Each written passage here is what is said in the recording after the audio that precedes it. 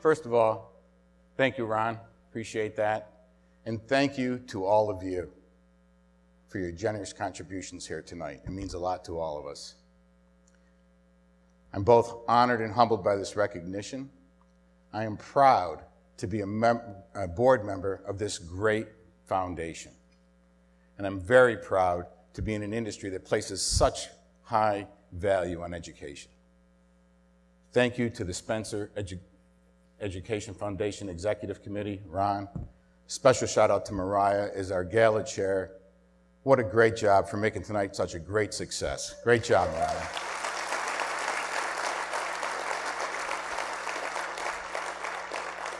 You know, Mariah, I think this may go down as the first time in history 2 people from Buffalo are sharing the same stage here at the New York Hilton.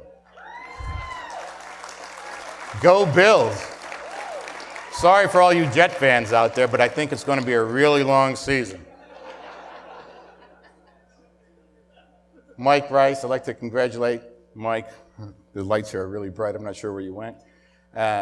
Congratulations on your on being honored here tonight as well. And you're right, I would have missed that meeting for that World Series game, no doubt.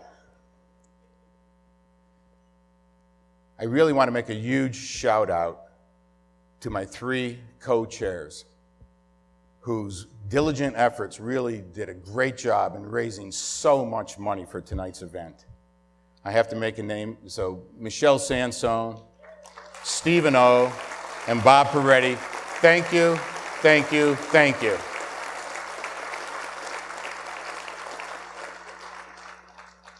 I also want to share that many colleagues at XL Catlin were engaged in raising money for tonight.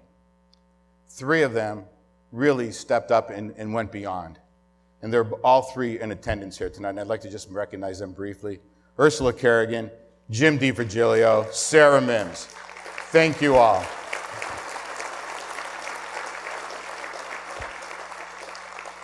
Their efforts, combined with everyone else, enabled us to, I think we're real close to our goal, Ron, right? We had a goal of $1 million that we wanted to raise tonight.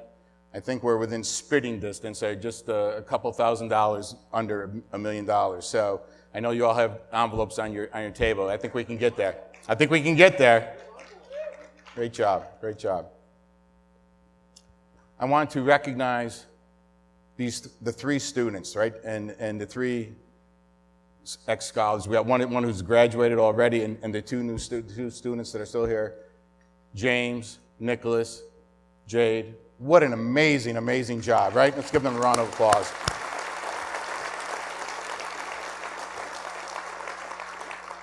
It's really got to make us excited about the future of this industry. And lastly, but certainly not least, to my wife, Jody, whose continuing support and encouragement throughout all the years. I wouldn't be here without her.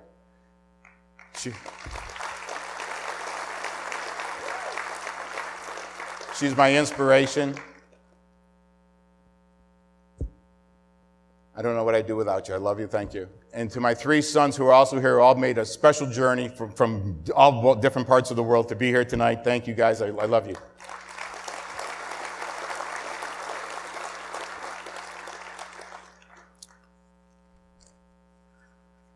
All right. Enlisting the next generation of talent is more imperative now than ever before.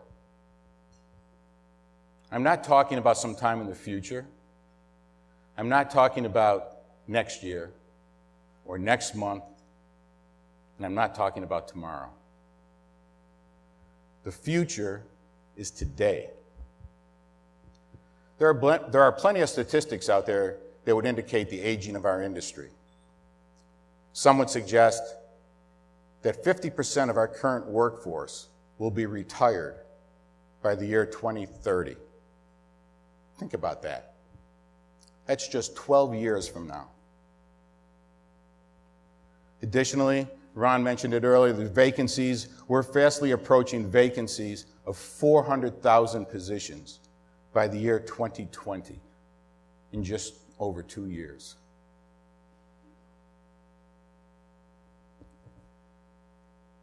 All you have to do to verify some of those stats is pretty easy. Take a quick look around the room. Look at all the gray hair, starting with mine. Right, it's pretty obvious. And when you consider that 25% of our current workforce is under the age of 35, and the well-known gap that exists in talent between ages 35 and 55, we're really starting to enter a significant crisis. We have a highly competitive marketplace with ample capacity, ample market players, but we lack ample supply of new talent. Fortunately, we're making a lot of progress. Some of our colleges and universities are really stepping up to this challenge by introducing new risk management and insurance programs. In 2017 alone, there are now 64 colleges and universities with RMI majors. That's up from 43 just 7 years ago. Definitely moving this in the right direction. They certainly recognize that there are future opportunities that exist in risk management and insurance. This underscores the importance of the Spencer Foundation and the work that we're doing, helping us make sure that bright, creative, talented young students, like those that you've seen here tonight, will have the educational opportunities to pursue careers in our great industry. You know, as I began preparing for this evening, I recalled a conversation that I'd had with a bright young candidate. She was working on her graduate work at Harvard at the time. And during our conversation, she shared with me that her dissertation was focused on disrupting our industry. And not only that, she also shared that many of her college or her grad student, fellow grad students were also focused on the exact same thing. Wow. I was pretty excited to think that we have a lot of young students even interested in insurance, number one, so that was kind of neat. But then the more I thought about it, I started to get a little uneasy.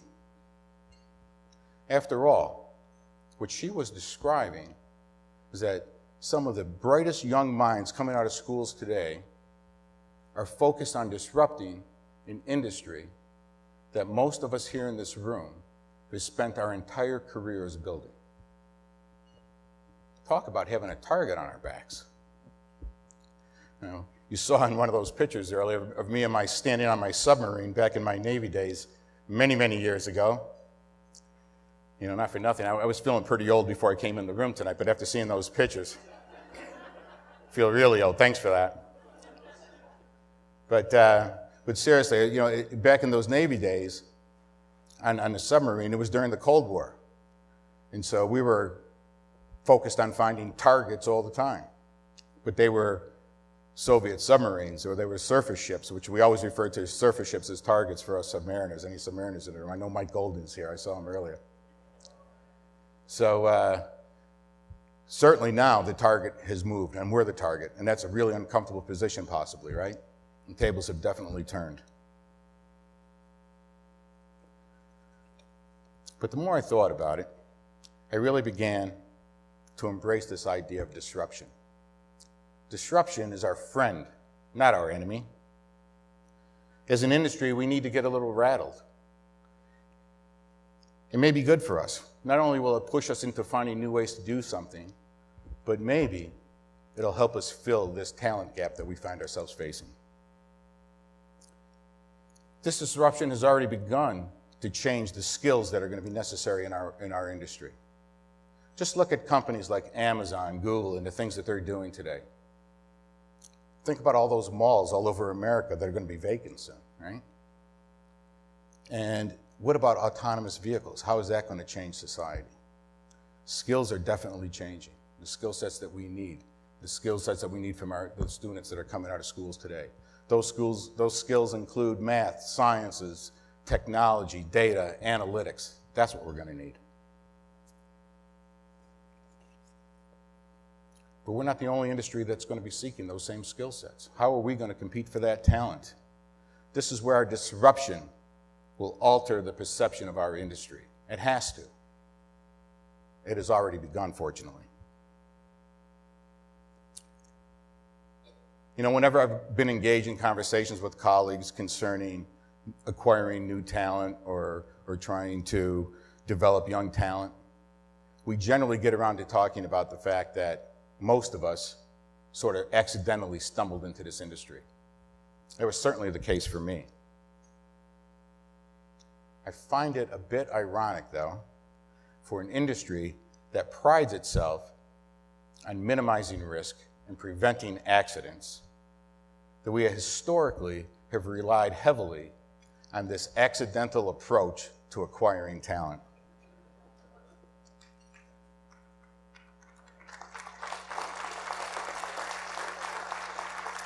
Clearly, we've made much progress in recent years. Spencer Foundation has played a big role in that. But we must do more. We need to pay it forward by continuing to support the efforts of Spencer, and as well as doing all we can to encourage young new talent to pursue careers in risk management and insurance as a first choice and not by some accident. Let's face it, our industry has a bit of an image problem. I mean, this is a pretty boring industry, right? Well, not for me. Not in my 30-plus years. I think it's been anything but boring. And I'm willing to bet that a lot of you out there would agree with me. But it has been one of our best-kept secrets. We need to do more to change this perception, to showcase the career opportunities that exist, the products that we develop, the risks that we assume, the guidances we provide. We at XL Catlin, we have a slogan. We say, "We make your world go." Who wouldn't want to be a part of this?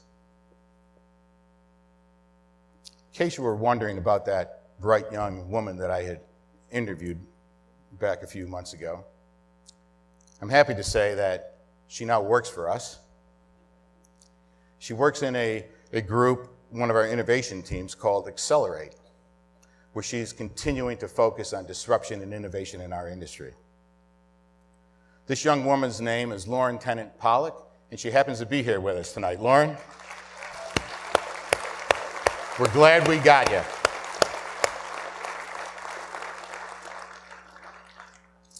You know, I was having lunch last week with a friend of mine, and he shared a story.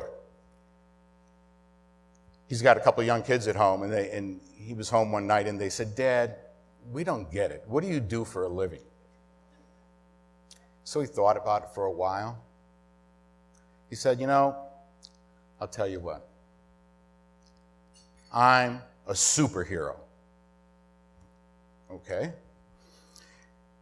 And then he went on to explain, anytime anything bad happens anywhere in the world, any natural disasters, anything that happens, is myself, my colleagues, we're there to help put things back together, to help repair, restore, put people's lives back together, put their businesses back together. Just like we're all doing right now in Texas and in Florida. Thank you.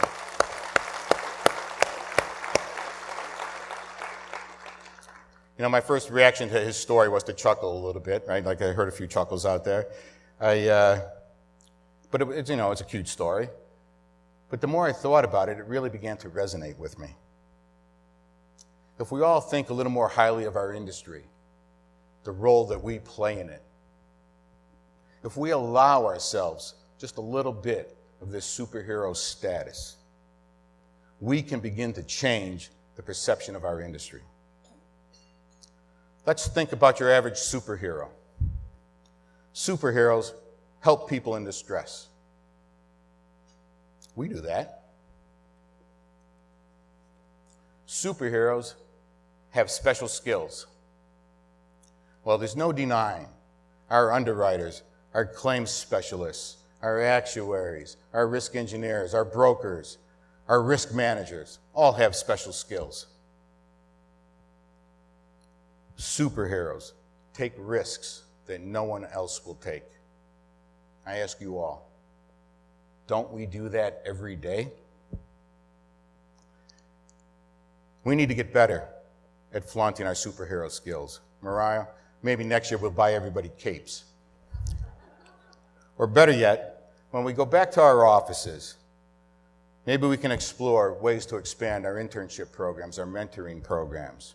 If we all commit to finding ways to share our superhero stories with a broader audience, with the next generation, we might just entice them to make this a career of choice, not of one by accident.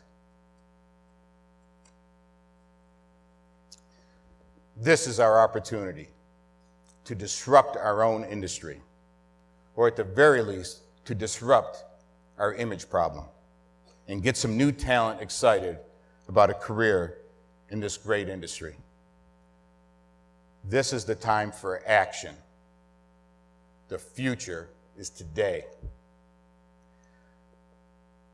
I'm grateful to be here tonight amongst a room full of many friends and colleagues who share the same passion for this industry that I do.